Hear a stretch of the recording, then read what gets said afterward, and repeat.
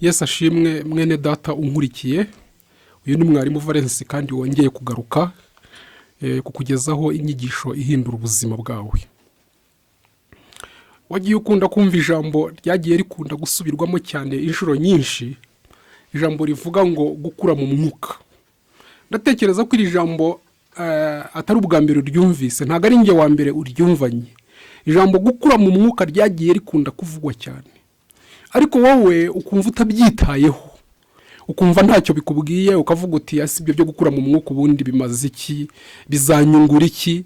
Njye urwego ndiho rurampagije, narabatijwe ibyo nzi birahagije, ntabwo nzirirwa njya muri birebire, urwego ndiho rurampagije. Ariko uyu munsi ikintu kinzanye kukubwira, nje kugukangurira gukura mu mwuka. Naje kugukangurira kugutera inyota yo gukura mu mwuka, kudakomeza kumva unyuzwe n'urwego uriho rwo mu mwuka.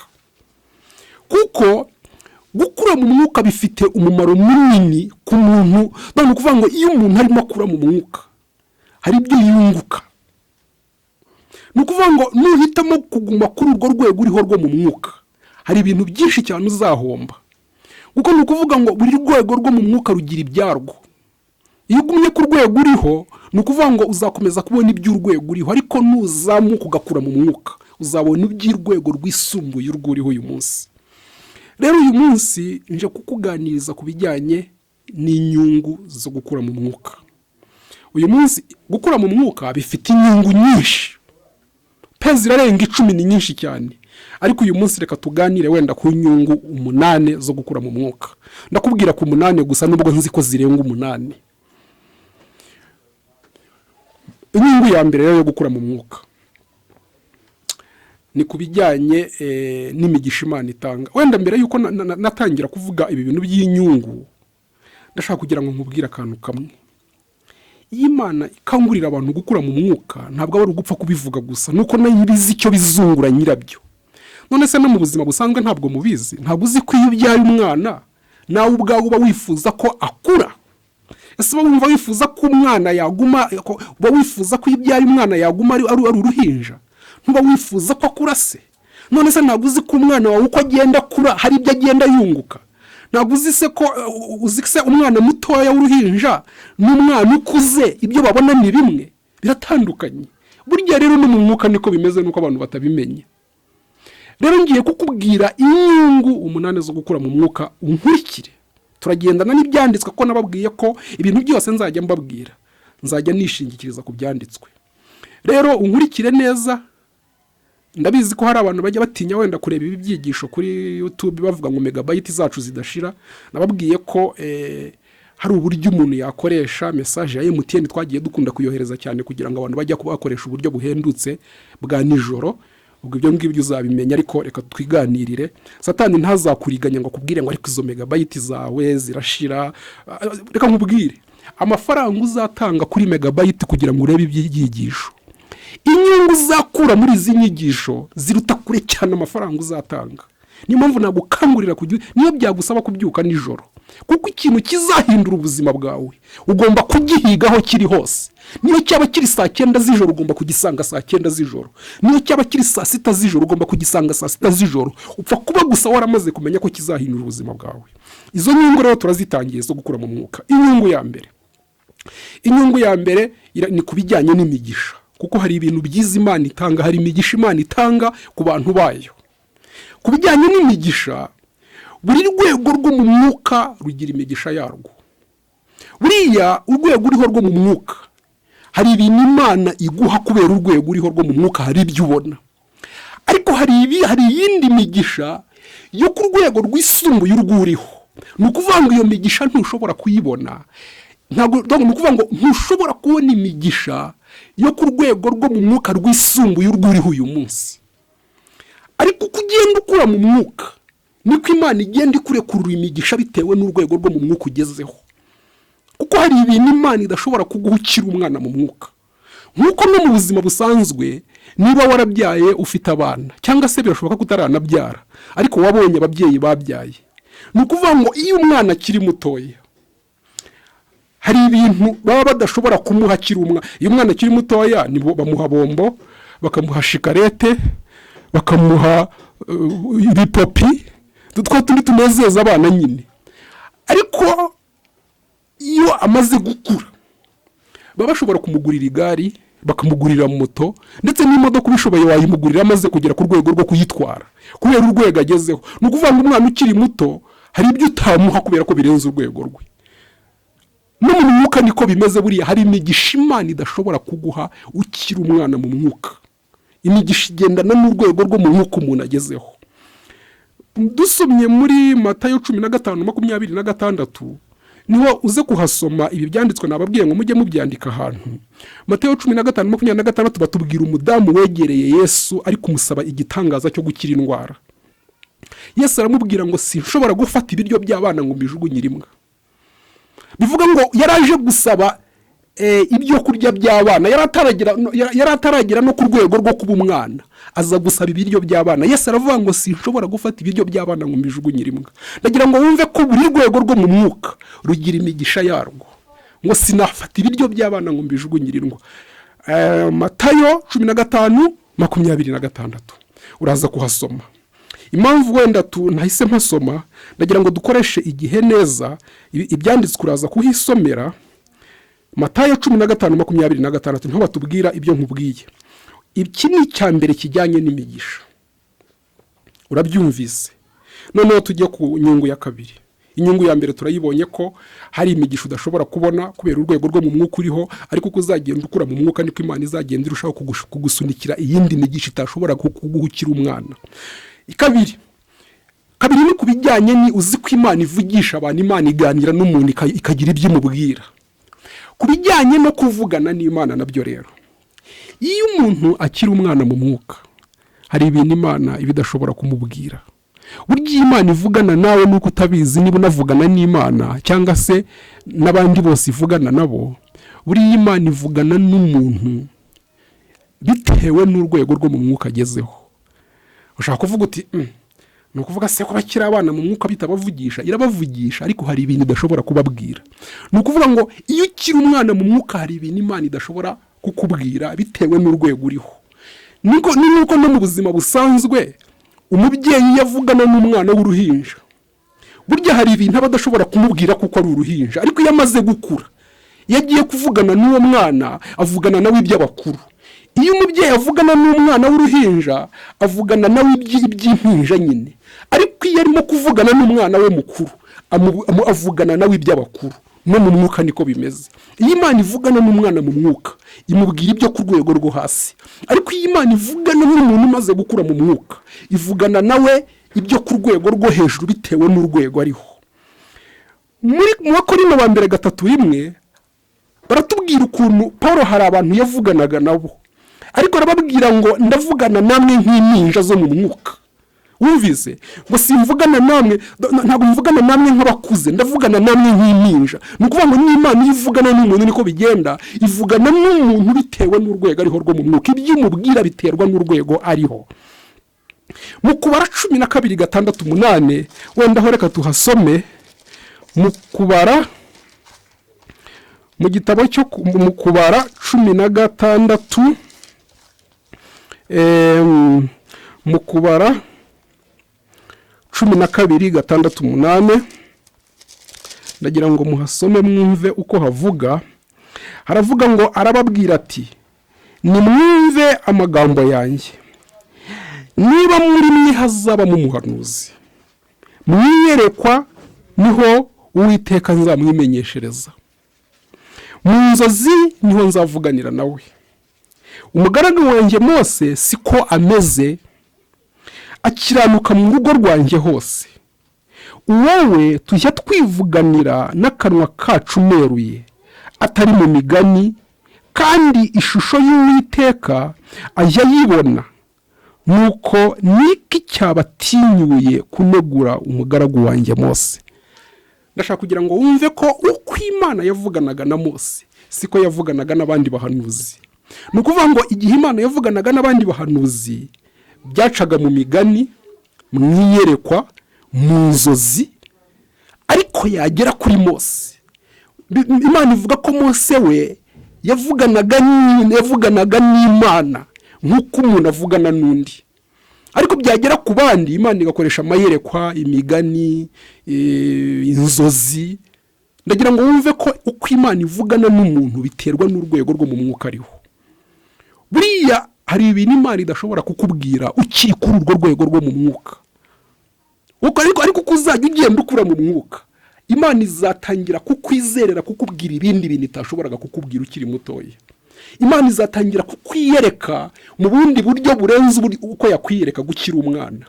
Imana izatangira kuvugana nawe mu bundi buryo burenze uko yavuganaga nawe ukiri umwana. Imana izatangira kugendana nawe birenze uko yagendanaga nawe ukiri umwana. Mbese uko Imana izakorana nawe bizaterwa n'urwego rwo mu mwuka uriho. Iyo ni inyungu rero ya kabiri yo gukura mu mwuka. Ni ukuvuga ngo numara gukura mu mwuka, Imana izatangira kukwizerera, kuguhishurira, kukubwira amabanga y'ubwami bw'Imana. Yesu yabwiraga abandi bantu mu migani, ariko yagera ku bigishwa be akabihererana, akababwira ibintu by'ukuri yeruye, ariko abandi akavuganira nabo mu migani. Ndagira ngo wumve ko na Yesu bwe ntiyavuganaga n'abantu bose mu buryo bumwe. Afite uko yavuganaga n'abigishwa be, afite uko yavuganaga n'abandi bantu basanzwe. Nuko rero bimeze uko umuntu agenda akura mu mwuka, Imana igenda ivugana nawe birenze uko yavuganaga nawe, igenda imubwira ibyo itashoboraga kumubwira akiri umwana. Tujye ku nyungu ya gatatu yo gukura mu mwuka. Inyungu ya gatatu yo gukura mu mwuka ni ibijyanye no kumvirwa mu masengesho. Kuko hari imigisha Imana itanga. Imana ishobora kuguha umugisha utigeze unawusengera, utanawusabye. Ariko umenye ko no muri ubuzima bwa Gikristo habamo no gusaba noneho. Rero reka nkubwire, uko umuntu agenda akura mu mwuka niko agenda arushaho kumvirwa mu masengesho. Iyo ukiri umwana mu mwuka, hari ikintu ushobora gusaba Imana ntikiguhe bitewe n'urwego rwo mu mwuka uriho, kuko Imana ibibona wenda ko icyo kintu usabye nikiguha kizakugusha, cyangwa se ikabona ko icyo kintu usabye nikiguha, ni ukuvuga ngo kizagusenya mu buryo bw'umwuka aho kugira ngo kikungure, bigatuma Imana ikikwima bitewe n'urwego rwo mu mwuka uriho. Ariko iyo umuntu amaze gukura mu mwuka, Imana ishobora kumuha ikintu cyose asabye, kuko Imana iba yizeye ko uwo muntu yamaze kurenga urwego rwo kugushwa n'ibintu. Nibyo bituma Imana ishobora kumuha ikintu cyose ayisabye. Muri Yohana 15:7 baratubwira ngo nimuguma muri nge, ngo amagambo yanjye akaba muri mwe, ngo musabe icyo mushaka cyose muzagihabwa. Uze kuhasoma Yohana 15:7 ngo nimuguma muri nge, amagambo yanjye akaba muri mwe, ngo musabe icyo mushaka cyose muzagihabwa. Bivuga ngo iyo umuntu amaze kugera ku rwego aho amagambo y'Imana ari muri we, aho Yesu ari muri we n'amagambo y'Imana akaba muri we, ni ukuvuga ngo aba yarageze ku rwego rwo gusaba ikintu cyose akagihabwa. Uranyumvise? Rero uko umuntu agenda akura mu mwuka, niko agenda arushaho kumvirwa mu masengesho. Kandi no mu buzima musanzwe murabizi, uriya umwana wawe ukiri mutoya ntabwo ikintu cyose agusabye wakimuha. Ashobora kugusaba urwembe ukarumwima, ukavuga uti nindumuha ruramukata. Ashobora kugusaba igare cyangwa moto, ukavuga ati ninyimuhira mukubita hasi. Ariko umwana wawe umaze gukura ushobora kubimuha kandi wari wabyimye umwana mutoya. Niko rero no mu mwuka bimeze. Imana hari ikintu idashobora kuguha wagisabye kubera urwego uriho. Uko rero umuntu agenda akura mu mwuka, niko agenda yumvirwa ku buryo ikintu cyose asabye Imana ishobora kukimuha. Iyi ni inyungu ya gatatu yo gukura mu mwuka. Tujye ku nyungu ya kane. Inyungu ya kane yo gukura mu mwuka ni kubijyanye na deliverance, kubijyanye no kubohoka, kubijyanye no gukurwaho imigozi n'iminyururu ibiboshye umuntu. Uko umuntu agenda akura mu mwuka, niko imigozi yari imuboshye igenda icagagurika. Burya hari imigozi idashobora kuva ku buzima bwawe ukiri umwana mu mwuka. Niyo wasengerwa bingana gute, niyo warambikwaho ibiganza bingana gute, ariko ukiri umwana mu mwuka hari ibidashobora kukurekura, hari ibidashobora kuva ku buzima bwawe, hari ibigenda bikuvaho uko ugenda ukura mu mwuka. Kuko umuntu agenda akura mu mwuka, hari ibintu bigenda bimurunga, hari ibintu bigenda bimuvaho, hari imigozi igenda icagagurika, hari iminyururu igenda ikatika kubera urwego umuntu agezeho rwo mu mwuka. Muri Yesaya 10:27 niho batubwira ngo uburetwa buzamarwa no gusigwa.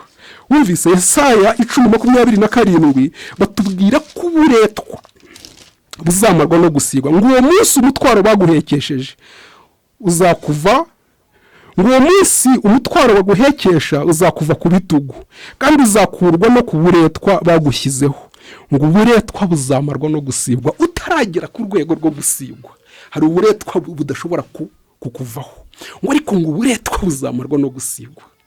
Nagira ngo wumve ko uko umuntu agenda akura mu mwuka niko igikorwa cya deliverance kigenda gikoreka ku buzima bw'uwo muntu. Kandi wibuke, iyo umuntu amaze kubohoka, ikiba gisigaye ni ukwakira imigisha yo yose, kuko hari imigisha tutakira kubera ko tukiboshywe mu buryo bw'umwuka. Rero uko umuntu agenda abohoka niko agenda yakira iby'Imana yamuteguriye. Iyo ni inyungu ya kangahe? Ya 4. Tugeze ku nyungu ya 5 yo gukura mu mwuka. Inyungu ya 5 yo gukura mu mwuka rero ni kubijyanye no kwirukana abadayimoni. Kubijyanye no kwirukana abadayimoni. Kimwe rero amwe mu mabanga Yesu yahishuriye abantu, amwe mu mabanga Yesu yahishuriye abantu batari bazi. Abantu bari bazi ko abadayimoni bose bangana, bafite imbaraga zingana. Ariko kimwe mu bintu Yesu yahishuye ko abadayimoni batanganya imbaraga. Ni ukuvuga ngo habaho ubwoko bw'abadayimoni udashobora kwirukana, udafite imbaraga zo kuri urwo rwego. Wumvise? Abigishwa ba Yesu bajyaga birukana abadayimoni bakava mu bantu bakabumvira. Akirukana dayimoni akabona dayimoni ivuye mu muntu iragiye. Abigishwa ba Yesu barabyenjoyinga cyane, bumva barabyishimiye ngo abadayimoni baratwumvira. Noneho baza kugera ku bundi bwoko bw'umudayimoni uteza igicuri mu muntu. Noneho bagira ngo uwo mudayimoni, aba badayimoni baraza kubumvira nk'uko abandi babumviraga. Noneho birukana uwo mudayimoni wari uteje umwana igicuri. Babona dayimoni yanze kugenda, birabacanga, baravuga ati se kandi ibi bintu ni ibiki, ko twari dusanzwe twirukana abadayimoni bakatwumvira, none kandi uyu we bigenza bite ko yanze kugenda, ko yanze kutwumvira? Birabacanga kuko ntago bari babisobanukiwe. Hari urwego rwo mu mwuka rwo hasi bari bakiriho, ntago bari bakageze ku rwego rwo mu mwuka rwo gusobanukirwa uko iby'abadayimoni bimeze. Niko rero begereye Yesu bajya kumubaza, baravuga batari ko se bimeze bite? Kuko Yesu we yaraje, wa mudayimoni wabananiye, Yesu ahageze aramwirukana aragenda. None baza kubaza Yesu bati, ko twebwe twamwirukanye ntagende, none wowe ukaba ubikoza agahita agenda, bimeze bite? Yesu abahishurira ibanga rikomeye. Iryo banga Yesu yabahishuriye, reka turisome muri Mariko 9. Muri Mariko 9:29, niba ntibeshye, Mariko 9:29 haratubwira ngo arabasubiza ati, bene uwo ntavanwamo n'ikindi kereka gusenga no kwiyiriza ubusa. Vuara ngo bene uwo ntavanwamo n'ikindi keretse gusenga no kwiyiriza ubusa. Wibuke ko mbere yari yabanje kubacyaha kubera kutizera kwabo. No kuvuga ngo bari bakiri ku rwego rwo hasi rwo mu mwuka, kutizera no kudasobanukirwa iby'abadayimoni uko bikora. Mu rwego rwo mu mwuka bari bakiriho rwo hasi. Yesu arababwira ngo ubu rero ubwo bwoko bw'abadayimoni mugezeho n'ubwoko udashobora kwirukana hatabayeho gusenga no kwiyiriza. Wumvise ko hari ubwoko bw'abadayimoni udashobora guhangara ukiri umwana mu mwuka. Ariko uko umuntu agenda akura mu mwuka niko agenda ahabwa izindi mbaraga zimushoboza kwirukana umudayimoni wese ushobora kwipresenta imbere ye. Ngira ngo twabisomye no mu byakozwe n'intumwa 19, murabyibukaho batubwira ngo hari inzererezi zihangishijeho kwirukana abadayimoni mu izina rya Yesu nk'uko Paul yabikoraga. None abadayimoni barabasuzugura bavati, Paul turamuzi mutubwira na Yesu turamuzi, ariko mwebwe muri bande? Abadayimoni barabasuzuguye cyane banga no kugenda, mu gihe Paul we yabirukanaga bakagenda, kuko Paul yari ku rwego rwo hejuru rwo mu mwuka. Ndagira ngo wumve rero ko iyo utari wakura mu mwuka ukiri umwana, hari abadayimoni udashobora guhagarara imbere. Ariko kugenda ukura mu mwuka, ugenda uhabwa izindi mbaraga zigushoboza kwirukana umudayimoni wese ushobora kwipresenta imbere yawe. Tugeze ku nyungu ya 6. Inyungu ya 6 dore ukuntu imeze. Buriya mu buryo Imana ikorana n'umuntu habamo ikintu bita koherezwa. Buriya Imana igenda yohereza umuntu ahantu hatandukanye iri gukorana nawe. Ntushobora kumfata ikanyohereza muri Amerika ngo ngiye gukorerayo umurimo, ushobora kunyohereza mu Bufaransa, ushobora kunyohereza mu Buhinde. Imana igenda yohereza umuntu ahantu hatandukanye. ndetse usibye n'Imana kukohereza nawe ubwawe hari aho ushobora gusaba. Urabona ko kubijyanye no koherezwa hari ahantu Imana idashobora kukohereza bitewe n'urwego rwo mu mwuka uriho. Impamvu Imana itabikora ni iki? Nuko izi ko hari ahantu yakohereza hakakugusha bitewe n'urwego uriho. Ushobora gusaba Imana ngo injyane muri Amerika n'urugero, noneho yareba urwego Valens, urwego ndiho rwo mu mwuka, bigatuma itanjyanayo kubera ko ihabona ibintu byinshi byangusha bitewe n'urwego ndiho. Ariko iyo umuntu yamaze gukura mu mwuka, ni ukuvuga ngo Imana imwizerera kumwohereza ahantu hose yizeye ko hatamugusha, kuko buri hantu hagira imyuka ihakorera nk'uko nahoze mbibabwira. Buri hantu hagira imyuka ihakorera, buri kirere kigira umwuka waho. Rero ni ukuvuga ngo Imana igenda ireba urwego uriho, ikareba naho yisabye koherezwa cyangwa ishaka kohereza, ikareba niba hatazakugusha. Iyo rero ibonye ufite imbaraga zo mu mwuka zitapfa kugushwa naho hantu, irahakohereza. Iyi rero ni inyungu ikomeye yo gukura mu mwuka, ni Imana kukwizerera kukohereza ahantu hose izi ko nta cyakugusha gihari kubera imbaraga zo mu mwuka ufite. Reka dusome muri Luka 24 umurongo wa 49, haratubwira ngo kandi dore ngiye kuboherereza ibyo data yasezeranye, ngo ariko mugume mu murwa kugeza ubwo muzambikwa imbaraga zivuye mu ijuru. Nagira ngo mwumve ukuntu abigishwa babwiwe ngo mugume mu murwa kugeza igihe muzambikwa imbaraga zivuye mu ijuru. Nagira ngo wumve ko batarambikwa imbaraga zivuye mu ijuru, baracyabohewe mu murwa. Donc bagomba kuguma aho hantu, ntabwo bagomba kuhava kugeza igihe bazambikwa imbaraga zivuye mu ijuru. Bivuga ngo nawe rero ukiri umwana mu mwuka, hari ahantu ukibohewe udashobora kuva, Imana itakwemerera kuva kugeza igihe utegereje izindi mbaraga zo mu mwuka, kugeza igihe wambikiwe izindi mbaraga.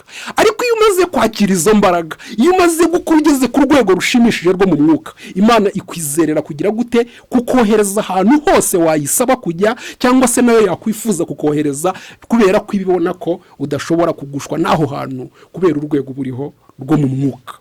Ariko iyo umuntu akiri umwana mu mwuka, aba ari limite ahantu hamwe adashobora kuhava. Iyi rero ni inyungu ikomeye yo gukura mu mwuka. Tugeze rero ku inyungu ya 7 yo gukura mu mwuka. Inyungu ya 7 yo gukura mu mwuka iteye ite? Iyo umuntu yamaze gukura mu mwuka, ni ukuvuga ngo uyu muntu ntago wapfa kumuyobya ukubonye. Iyo bya bindi kuko hari imyuka iyobya, ni ukuvuga ngo iyo bya bindi biza kuyobya abantu bije kubera urwego ariho, ntago abashobora gupfa kuyobywa uko abonye kose. Mu Efeso 4, reka dusome mu Efeso 4 umurongo wa 13 na 14, mwumva uko havuga. Haravuga ngo kugeza ubwo twese tuzasohora kugira ubumwe bwo kwizera no kumenya umwana w'Imana, ngo kandi kugeza ubwo tuzasohora kuba abantu bashyitse bageze ku rugero rushyitse rw'igihagararo cya Kristo, kugira ngo tudakomeza kuba abana duteraganwa n'umuraba, tujyanwa hirya no hino n'imiyaga yose y'imyigishirize n'uburiganya bw'abantu n'ubwenge bubi n'uburyo bwinshi bwo kutuyobya. Ngira ngo wumvishe inyungu. Ni ukuvuga ngo iyo umuntu yamaze gukura mu mwuka, we ntabwo aba ashobora guteraganwa n'umuyaga. Umuyaga ntabwo wamutwara aho ushaka hose. Iyo ibiza kukuyobya bije, bisanga wowe waramaze kumenya ukuri, uhagaze ahantu ushikamye, udashobora gupfa kujyanwa ahantu hari hose. Donc ni ukuvuga ngo kukuyobya ntabwo biba byoroshye. Ariko iyo umuntu akiri umwana mu mwuka, kumuyobya biroroshye. Ni ukuvuga ngo wamujyana aho ushaka hose. Ariko umuntu umaze gukura mu mwuka ntagapfa kujyanwa ahantu hose, ibimuyobya ntabwo bipfa kumuhangara uko bibonye, kuko aba yaramaze gusobanukirwa ukuri, aba afite n'imbaraga zitsinda imyuka yose iyobya. Iyi rero ni inyungu ikomeye yo gukura mu mwuka tubonye. Inyungu mbere yuko nkubwira inyungu ya 8 yo gukura mu mwuka, ari nayo tuza gusorezaho, hari n'akandi kantu gato nagira ngo nkubwire ugomba kumenya. Buriya nuko abantu benshi batabizi, ibibazo n'ibigeragezo umuntu acamo, hari igihe biterwa n'urwego rwo mu mwuka ariho. Ushaka kuvuga uti se kandi ibyo bimeze bite? Urabisobanura ute? Hari ibibazo Imana yemera ko biza ku buzima bw'umuntu, hari ibigeragezo Imana yemera ko umuntu acamo, biza bije kumutoza no kumwigisha kugira ngo bimugeze ku rwego rwo mu mwuka rwisumbuye. ni ukuvuga rero ngo iyo umuntu amaze gukura akagera kuri urwo rwego Imana yashakaga, ni ukuvuga ngo bya bibazo byari byaje kumutoza, bya bibazo byari byaje kumwigisha birahagarara. Buriya hari ibibazo bihagararana no gukura mu mwuka. Ntabwo mvuze ko hari ahantu uzagera ku buryo utageragezwa cyangwa se utahura n'ikibazo na kimwe, ahangaha utanyumva nabi. Ariko icyo mvuze ni iki: buri rwego rwo mu mwuka rugira ibibazo byarwo n'ibigeragezo byarwo, kuko ni ukuvuga ngo ikibuga watorezwagaho, iyo umuntu amaze gukura mu mwuka, ikibuga yatorezwagaho kirahinduka. No mu buzima busanzwe, buri ibibazo umuturage usanzwe ahura nabyo bitandukanye n'ibibazo Perezida wa Repubulika yahura nabyo. Buri umuturage usanzwe ashobora kugira ikibazo cyo kubura ibyo kurya, akavuga ati naburaye, nta byo kurya mfite. Ariko reka nkubaze, ubu Perezida wa Repubulika yavuga ngo mu bibazo afite harimo kubura ibyo kurya? Nawe si uko dahura n'ibibazo Perezida wa Repubulika, ariko ntabwo ibibazo kubura ibyo kurya mu bibazo afite byo ntibirimo. Bivuga rero ngo n'ibyo mu mwuka niko bimeze. Buriya umuntu amaze gukura mu mwuka, ageze ku rwego rwo hejuru rwo mu mwuka, hari ubwoko bw'ibibazo atongera guhura nabyo. Niyo mpamvu ubona Imana igenda ihindura. Umuntu ashobora kuvuga ati nageragezwaga no kubura ibyo kurya, ariko ubu icyo cyo cyavuyeho, ahubwo nsigaye nsengera ibi n'ibi. Nuko nguko bigenda bihinduka. Nuvuga ngo ibibazo umuntu acamo n'ibigeragezo umuntu acamo bigenda bihinduka bitewe n'urwego rwo mu mwuka umuntu ariho. Umuntu wamaze gukura mu mwuka, hari ibibazo Imana itacyemera ko bigera ku buzima bwe, kubera ko ntabwo iba igikeneye kongera kumutoza no kumwigisha ibyo yamaze kumenya. Ahangaha ngira ngo murabyumvise. None bareka turebe. Ni ukuvuga rero ngo dukurikije ibintu ubwiye, ni ukuvuga ngo nukura mu mwuka, hari ibibazo bizava ku buzima bwawe, hari ibibazo utazongera guhura nabyo, hari ibigeragezo utazongera kugira mu buzima bwawe. Nubwo hari ibindi uzagira, byo bizaba ari ibyo ku rwego rwo mu mwuka uriho, ariko ibyo urwego rwo hasi ntuzongera guhura nabyo. Rero tujye ku ntambwe ya nyuma, ariyo tugiye gusorezaho, gukura mu mwuka. Twahoze tureba inyungu zo gukura mu mwuka hano ku isi, ariko burya ntabwo inyungu ziri hano ku isi gusa, no mu ijuru.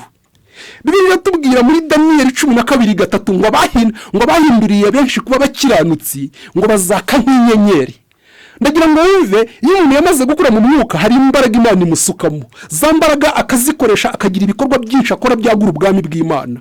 Ni ukuvuga rero ngo abandi nibagira no mu ijuru bazambara amakamba, ni ukuvuga ngo azaka nk'inyenyeri. Ndagira ngo wumve ko inyungu zo gukura mu mwuka zitari hano ku isi gusa, no mu ijuru nuhagera uzaka nk'inyenyeri. Wabyumvise? Ngizi rero inyungu zo gukura mu mwuka. Rero ni ukuvuga ngo rero ntuzongere kuvuga ngo ngewe nyuzwe n'urwego ndiho, ngo ibyo nzi birahagije, ngo ntabwo nshaka kwinjira muri ibi bintu, ngo ntabwo nshaka kubyinjiramo cyane, sinshaka kujya muri birebire, ubwo nabatijwe, ubwo nakijijwe, nakiriye Yesu birahagije. Oya, reka nkubwire, nuramuka ugumye kuri urwo rwego uriho, ugakomeza kuba umwana mu mwuka, hari ibintu utazigera ubona. Ni ukuvuga ngo ntuzigera ubona imigisha yo ku rwego rurenze urwuriho uyu munsi. Ariko nukura mu mwuka, ibi bintu byose tubonye uko ari 8, byose uzabibona ku buzima bwawe. Ni ukuvuga ngo Imana izaguha imigisha yo ku rwego rwisumbuye, urwego rw'uriho uyu munsi. Hari imigisha Imana izatangira kukurekurira kubera urwego ugezeho utashoboraga kubona mbere. Hari ibintu Imana izatangira kukubwira itashoboraga kukubwira. Hari ibyo izatangira kuguhishurira itashoboraga kuguhishurira. Amasengesho yawe azatangira kujya yumvirwa, ibyo uzajya usaba Imana izajya ibiguha byose. Ikindi, hari iminyururu izacika ku buzima bwawe. Ikindi, umudayimoni wese uzashobora kwipresenta imbere yawe uzaba ushobora kumwirukana ufite izo mbaraga. Ikindi, Imana izakwizerera kukohereza ahantu hose wumva ushaka kujya. Ntabwo Imana izagira ikibazo ngo mwohereje hariya yagwa. Ni ukuvuga rero ngo izi ni inyungu zitandukanye twabonye, ndetse hari n'ibibazo bizava ku buzima bwawe utazongera guhura nabyo, hari n'ibigeragezo utazongera kubona mu buzima bwawe, kandi nuramuka ugiye no mu ijuru uzaka nk'inyenyeri, hari ingororano uzahabwa. Izi rero ni inyungu zitangaje zo gukura mu mwuka. Rero icyo nagukangurira ni uguharanira gukura mu mwuka. Ubwo rero ndagira ngo uzakomeze unkurikire, ubutaha nzakubwira noneho ibisabwa, ibyo ugomba gukora kugira ngo ukure mu mwuka. Kuko gukura mu mwuka, hari ibintu ugomba gukora bigufasha gukura mu mwuka. Ibyo ngibyo tuzabireba. Komeza ukurikirane izi nyigisho, uzareba ibintu Imana izakora mu buzima bwawe. Ngiye kugusengera kugira ngo Imana igufashe, kuko urugendo rwo gukura mu mwuka ni urugendo rusaba gufashwamo n'umwuka wera. Reka nkusengere rero, inyigisho zizakurikiraho uzakomeza uzikurikire, uzareba ikintu Imana izakora. Mana yacu, Imana ishobora byose, Imana yo kwiringirwa no kwizerwa, nsengeye uyu mugaragu wawe unkurikiye, ndakwinginze kugira ngo umufashe muri uru rugendo rwo gukura mu mwuka, kugira ngo abashe gukora ibyo agomba gukora byose byamufasha gukura mu mwuka. Uru rugendo rumufashemo kugira ngo abashe kubona ibyiza byose biguturukaho. Ndagushimiye ko umuhaye imbaraga kandi ko ugiye kumushoboza kugira ngo agere ku rwego rushimishije umwifuzaho. Icyubahiro ni icyawe uyu munsi n'iteka ryose, mu izina rya Yesu Kristo umwami wacu, amen.